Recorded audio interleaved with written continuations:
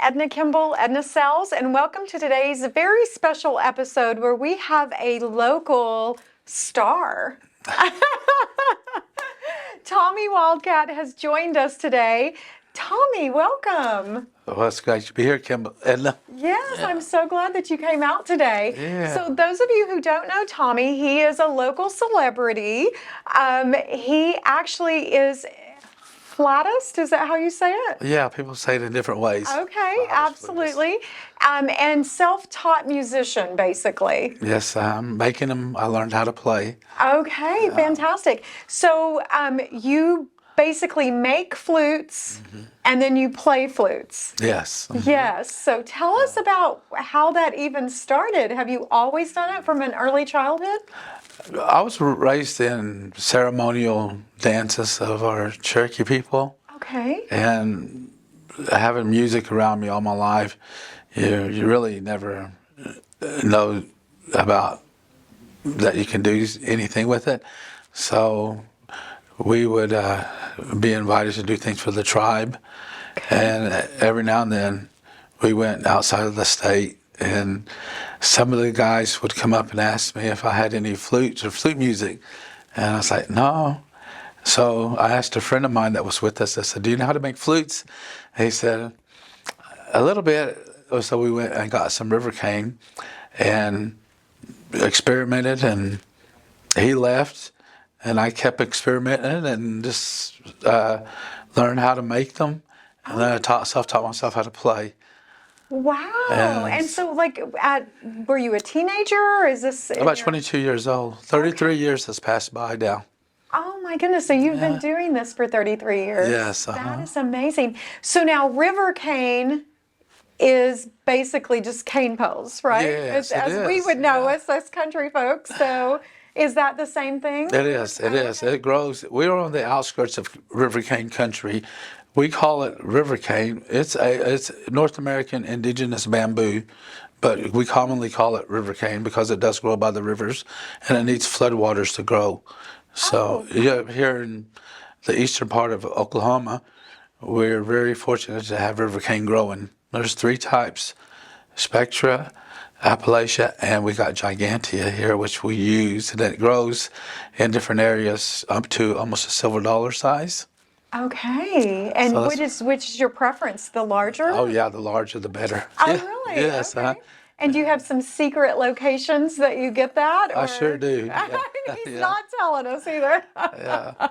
Up and down the Illinois River, and then Okay. on the Arkansas, and then every once in a while I'll make a trip back east because I know some friends that know where a lot of huge cane fields are. Okay. So I'll bring a truckload back with me. And so where is back east? Where? Alabama, Georgia. Okay. Yeah. So that's true river cane, I guess. It's Their still market, the too, the yeah. indigenous for Alabama, I guess. Yeah, it grows all over the southern states. Okay. Yeah, we're on the outskirts of river cane country. Okay. In Georgia, Alabama, Kentucky, Tennessee, you'll find river cane all the way out through Arkansas. Yeah. Yeah. So what does that look like? You just cut the cane and take it home and start to work, or you have to let it cure and dry, or? Yeah, it's always green when you cut it.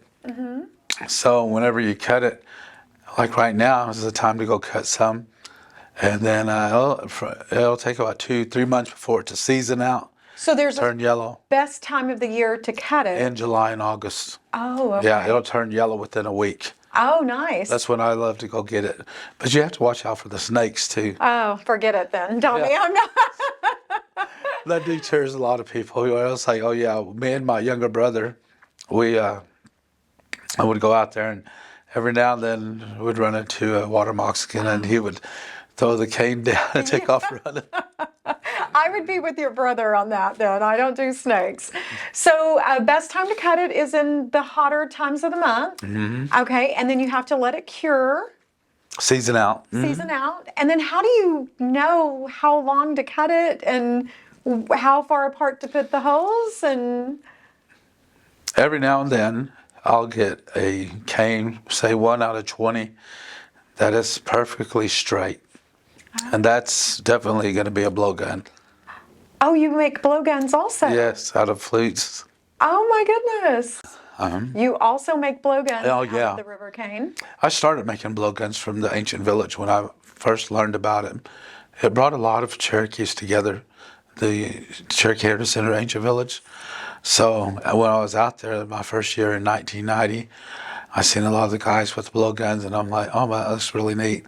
So whenever I went to the cane field, I was always interested and loved my heritage. And I went out to the cane field and just put me right there and with everybody else that ever came out to the cane field. So I would learn about other people, and I started making them. And then going places with them. They'd see the blowguns, and then somebody would say, do you have any flutes? So that's how I really Made that started transition. transition, yeah, within the year. So in 91 is when I started making flutes. So it's 2024. So it's like 33 years now. That's amazing. Now, Tommy, are you from Tahlequah or one of the outlying areas? Where are you originally from? I always tell people I was born at the old Indian Hastings Hospital, so you can't get no more than There you coming go. into the world from there. But my father and mother raised us on my grandma Polly Teehee's Indian land, just south of here, in between Braggs and Gore, Okay. on the Greenleaf Lakes Mountain State Park. They call it Wildcat Mountain over there, but After if you go the down Wildcats. after the Wildcats, yeah. I always tell people the school's name has a mascot after my family too. That's true. But we were raised there on the mountain, and till 18, we went to Sequoia Indian School. And after Sequoia Indian School, our grandfather had Indian land, a Cherokee allotment. His was solely intact over the east of Keys. And that's the 100 acres? That's 165 acres. 160, and that's the original allotment. Original allotment. Wow, that's rare. It was. My grandfather passed away, and my father has split it up between his they have 7 siblings. So everybody got like 18.8 acres over there. Everybody over between on Greenleaf Mountain got at least 6 acres or 7. So my father got 6 because this was right there by the road. And then I end up because of COVID, it took me about 5 years to split. Our land dates got set back, court dates. Yeah, it took forever. Next thing you know, after my mom passed away, then I started on splitting our land up. So it took me about 5 years, but everybody got about 2.7. And since my mom had a will, my brother got her 9 acres inheritance, so he got about 14 acres. Okay, so you're definitely from the area, but just a little farther south. Yeah. So one of the things that I think is so unique and amazing, Tommy actually is available. You can hire him to do private concerts, and he was gracious enough to do one for our family. We had a friend in from Mexico City, and she was just blown away with that private concert. It was amazing. But when we were visiting with you, you have literally traveled the world as a musician. You had mentioned, so what's the farthest you've ever traveled? I went up into the Scandinavian areas of Sweden and Finland, and I went with the international dance cultural exchange programs from Canada, and I went with some Hopis, which was really neat, several times, and went on my own twice to France and Germany and England, and they were all paid for, which I was really honored to be asked, so I didn't have to pay for anything. But whenever I was there, I bought stuff. So that was in my early 20s, and then I started getting more gigs here, and then people would ask me about Europe a lot, and I was like, oh, well, the countries are really, I said, economically striving. they're great places to see, but I said, we have great places here. Yes. I said, and in your backyard, your home, and the real money is the American dollar. It's the strongest. So I just try to stay here as much as I could, book here. But I have been to Hawaii 18 different occasions. 18 times 18 to times. Hawaii? I gotta learn to play. Brittany, get me a flute. Yeah. I'm gonna learn to play the flute. There's 2 times that I went, 3 times in a row. I flew here, flew to Atlanta, did an event, flew back to Atlanta, flew my back. gosh. Atlanta was a really good summer. It's like the New York of the South. It's like Lima, Peru. I just went to Lima last Right. month. I follow you on, guys, follow him on Facebook. He's got quite the journey, all these fun things. You went to Machu Picchu, I went right? to Machu Picchu, yes. Yes, Yeah, I yes. took my sister and nephew with me to Machu Picchu, and And you played the flute while you were there? oh yeah, Of course, of yeah, course. right in the lost city of the Incas. Oh, Yeah, wow. Machu Picchu. It was Yeah. a beautiful. The Andes are the second largest mountains in the world, so Yeah. it was really neat to go through there. It was a unique trip because we flew into Lima. You know, they say Lima is like the New York of South America. Yes. So like 11 million people living there. Oh my gosh. So we took a bus from Lima, went up the coast, and where all the NASA lines are. I've seen a few of them. We've seen a few from the bus, and then we went all the way back into the mountains and all the way to Cusco, which is considered the largest.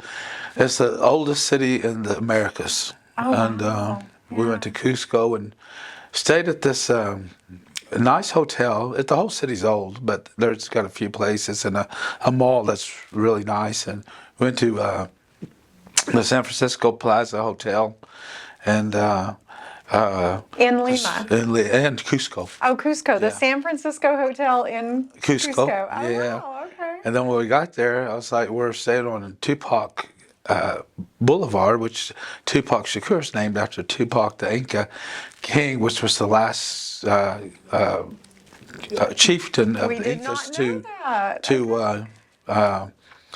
to war with the Spanish for the indigenous people of South America, Lima, the Incas, to regain their kingdomship. Oh my gosh. But yeah, we stayed on that boulevard, and my nephew and us, they picked us up and we went to Machu Picchu, and it was a goal to play there Oh, of mine. that's amazing. That's amazing. So, do you know offhand how many U.S. states you've played in, or is that something you've been tracking? Every state except for Alaska. Seriously? Yes, ma'am. We got to fix that. That was Okay, my Alaska people, someone call and hire Tommy and get him there. Wow, you've played in every state except Except for Alaska, yes. That is amazing. Yeah, I have that set in a goal before I turn 60. I'm 56 right now, so I got about 4 more years. We got 4 years to get him to Alaska, y'all. That is incredible, Tommy. I knew you were extremely well traveled, but I had no idea it was to that extent. That is amazing. Yeah, Yes, yeah. I started with this art show in Atlanta, some powwows in Mississippi, and then I met people wherever I was going that was pretty well known in the areas. Tennessee, a gentleman that produced Bill Dance Outdoors on the Nashville Network was of Cherokee heritage, and he came up to me and enjoyed my music. I had cassettes back then, and Wow. he said, "How much do you charge to come play?" And I looked at him and said, "Producer, said TNN Network," and I was like, "Oh, there ain't nothing I can't tell this man that he don't already know." Right. I said, "Well, I'm on the road like this, and I'm just starting. I'll take anything I can get." So he goes, "Well, you won't make it on cassette sales. Let's see what we can do." So he got me hired for $500 at the time, and I started getting hired at a lot of different places. I just started domino effecting. That is amazing. And then been at the New Orleans Jazz Fest 5 times straight, which was the largest festival in the country. The New Orleans Jazz Festival. Fest. Oh my gosh, that sounds incredible. Yeah, they have like 20-something stages there, and a lot of people, artists from different cultures, and different genres of music. Now, And see, I introduced you as a local superstar, but now I'm finding out you're nationally recognized and world renowned. That's so impressive. yeah, that's been. I always tell my friends, I was like, did you know you scanned that check in the mail? I said, oh, yeah, somebody contacted me. Like, they called me up and told me and said, I said, it didn't happen overnight. I said, Right. I had a 33 years in the making. struggle. I said, I Yes. produced 9 CDs. And I said, I always tell my nephews and nieces this, they didn't produce themselves. I said, I had to learn how to compose music, put it to work at the studios, get it recorded, and then get it out there and market it. And then I just keep one of them in stock, which has always been my best-selling CD. It's called Warrior Flutes, and I've sold thousands of them wherever I went, and I probably averaged about 150 CDs at an event. Oh, wow. So I always tell people it took care of me when I was a little boy. Because I come out with it in 1996, and then I changed the cover in 2000, and then I won a music award, Flutist of the Year, and I just kept on selling it. And since I didn't sell millions of them, there's always been a market for traditional music. Right. So Yeah. everywhere I go, I just play it. People are like, where's that music come from? And then they'll buy it from me. Yeah. So Do you have a website, or how would someone still be able to purchase if they were interested? I think Facebook is probably the best thing that has come to a lot of people. Reach out to Tommy on Facebook then. Tommy Wildcat, yeah. Okay, I love that. Yeah. Now, I see that you brought your flute. Can we take a look at that today? Oh, yeah. Yeah, and show us, explain to us what you've got there. In fact, I bought a River King flute that I made myself. Okay. Yeah. And you sell, just to be clear, everybody, he does sell these. And we recently had a friend come in from Mexico City, and he did a private concert. He's for hire for that. And then also we were able to gift her one of these from him, which she cherishes. So tell us, how many parts to it, and what is the... Oh, there's the knoll right here, you see it? And this one, I cut it a little bit over, but there's a knoll here. And in between the knoll here, I just cut it in between and leave the natural wall so that the wind will blow into the other side of the chamber. So it's already hollow, but it's just got that wall at the knoll. Okay. So I have to knock it out. And then each hole is about 1 inch apart. Okay. So that's a 5-hole flute. And then what is the material? This is deer leather, dyed deer leather. Oh, wow. And then this got a little bitty make the reed. I put it over halfway, and the air blows it to the other side. Okay.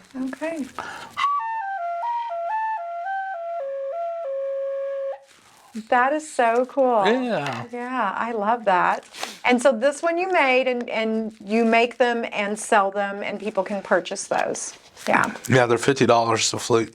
Okay. Yeah. Okay. I always tell people that. It's like, they want me to personally message them. I was like, oh, they're going to find out anyway. As Facebook is public. $50. Yes, you can have one. Even if you meet me at Walmart or Reese's, that's still going to be $50. There you Because I have to go there and drive there. Yeah. So that just pays for the gas to get there. Absolutely. Okay, so Tommy, you were going to show us your flute. Yeah. And did you make this one, or you did not make this one? No, I've had this flute for about 28 years, 29. I got it back in 1995. What's that, 29 years ago? Yeah. A friend that's now passed away liked what I did at the Atlanta Art Show down in Norcross, Georgia, north of town.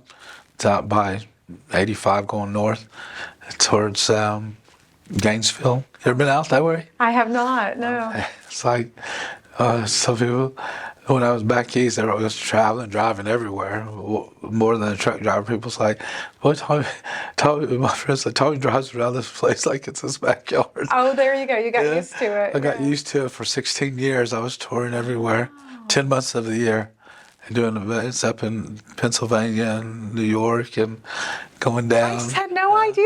That's amazing. Yeah, promoting my cassettes places, and actually, people would start helping me at places. And when I'd get there, they're like, "How much do you charge to be here next year?"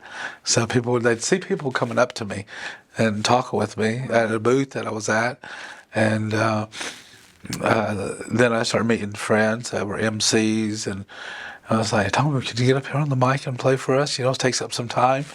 Yeah, sure, I'll do that. And I was like, oh, I really like how he does that. He's the only flute player I know that speaks Cherokee whenever he starts playing flute. So at the time I was from here, so I was promoting the tribe and Right. on my own and down in Florida. Some people that I've known for over 33 years at different places. That is amazing. California. Just the different areas I'd go to, and some of them people I've known them for many years, That's and I still wonderful. see them to this day. Yeah, and so the flute travels with you everywhere you go. Yeah, this flute right here. Yeah, I took Yeah. it with me to Europe. I took some of my cane flutes to Europe too with me, and played them. And I took a cane flute with me to Machu Picchu, just to play it there, so that I could say I played flute. Because that's how I got my national treasure, Cherokee National Treasure. Yes, I didn't even mention that at the top of the show, is that you are a Cherokee National Treasure, and that happened In 2013, 2013. So I was yes, bestowed the title of Cherokee National Treasure. that is amazing. Yeah, last year, 2022, I was the youngest one for the Tulsa Indian Alliance to get the Lifetime Cultural Achievement Award. Oh wow. Yeah, the Most Larkin Award. She's the one that I discovered and started the Tulsa Ballet. Oh my goodness. Okay, I knew the name sounded familiar. Yeah, Most Yes, Larkin. Yeah. So are you teaching anyone? Is anyone coming up behind you or? Oh, they see me, and just this past weekend, we were in Lakeland, Florida, and a gentleman come up to me and says, "You really inspired me to play." And that happens every now and then with Oh, people. that's wonderful. And so they come up to me and tell me that, and I just well, I sure appreciate the nice comment, and Yes. once in a while here locally, probably like yourself. And people come up to you and talk with Oh, you all the time very about nice. something. Yeah, yeah. Yeah. So at the beginning of the description, you talked about there being 3 different kinds of river cane. One of them being the larger. Is this out of the largest? No, River cane? this right here, a friend of mine gave this to me at the art show in Atlanta, Spirit of America. And this is a chestnut flute. Oh, it's So not this the is river. gigantic. It gets larger than this too. But this right here is a chestnut flute. And a friend of mine gave this to me. It's tuned really well. And at the time I was up on stage promoting the Cherokee people. He liked what I did. He was of Cherokee heritage himself. And he seen me play these little bitty river cane flutes. And then the next year I was there, I was still playing my river cane flutes. And he says, I gave you that flute so that you can make more and better music because I like what you do. Oh, that's amazing. I said, oh, wow, really? Okay. Well, I'll start playing it then. So everything from recording music to marketing, to selling, to promoting myself. As people would tell me about things, I would start incorporating and learning how to do it myself. Wow. So I had somebody wanted to do it. She's really well known back east, and she was wanting to kind of like help me out with being an agent. And after a while, she's like, "Tommy, really, you don't need an agent. You're already being booked and all that stuff. is You're so your own true. agent." Yeah, you've got that figured out. That's amazing. So people just call me up and make an offer to me nowadays. Before I used to really, it's like, oh no, so I can't do it for that. I was like, I'll hurt. You guys will be great, making everything, good credentials, money, and I'll be there broke. So I can't have that happen. Well, good. You have to know your own value. That's Yes. really important. Yeah. Well, and speaking of value, could we ask you to play just a very short little brief on your beautiful cane here? Sure, I'll play a song for you. Okay. Most of this music I composed myself, so I'll play a couple of songs for you. I'll shorten them and put them together. Okay. Yeah, Perfect. the first one I call Osta, which means good or fine. The second one I call Nondagohayi, which means see you again in our Cherokee language. So here we go. Okay.